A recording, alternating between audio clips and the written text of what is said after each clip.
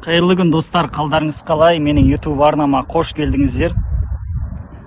Және де барша осы қазақ жігіттерін 7 мамыр отан қорғаушылар күнімен шын жүректен құттықтаймын. Осы мерекеге орай біз әріптестерімізбен өзіміз бір демалыс аймағына келген болатынбыз. Текелі қаласында.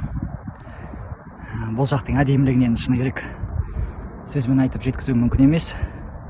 Қазір таудың ең бас жағында тұрмын. Көріп тұрсыздар. Қазір сіздерге көрсетейін. Ана жақтарда көпір бар. Сол жерде әріптестеріміз өздері естелікке фотоға түсіп табиғатта тамашалап отыр. Біз осы демалыс аймағында әріптестерімізбен келдік. Енді мұқият мән беретін болсақ, мына жақтың бар үйлер қараңыздаршы. Ана жақтарда да үйлер. Мына жақта да бір-екі үйлер салынған екен. Мына жақта да үйлер қараңыздар. Ана бас жақтарында да үйлер екен.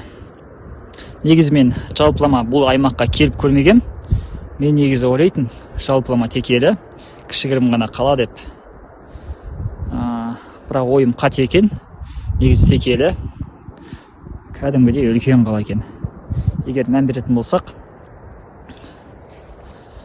мына үйлер шамамен мұқият мән беретін болсақ, мына үйлер енді адамдар тұра ма тұрмай ма білмеймін, бірақ сол кезінде кеңес өкіметінің кезінде салынған үйлер екен. Мына үйлердің барлығы көбісі сол уақытта салынған үйлер. Үйдің формасына қарап білуге болады оны. Бұл тобылғылар.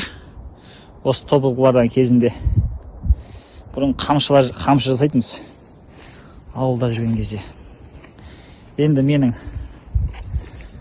анам жалпылама гүлге жақын болғандықтан бұрыннан үйде гүл өсіреді, сондықтан гүлдерге ерекше мән берем.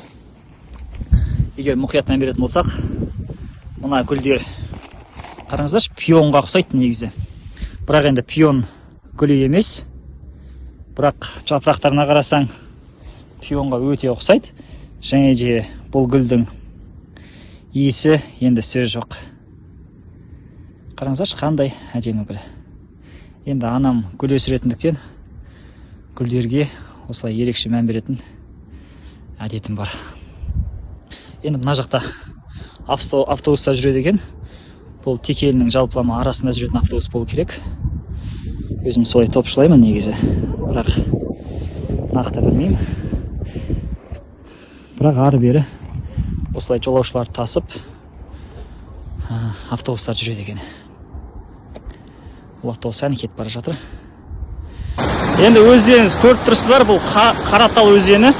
Қараңыздар. Мына жақта адамдар қазақ үйде тұрады екен. Осылай өздері бас қосып отырған кезде осындай қазақ үйге келіп отбасылармен келеді кейбір адамдар.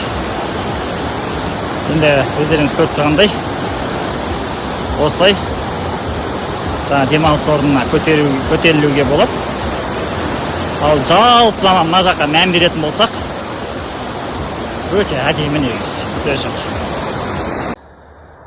Осымен сіздерге қысқаша болса да өзімнің саяхатымды көрсеткім келді.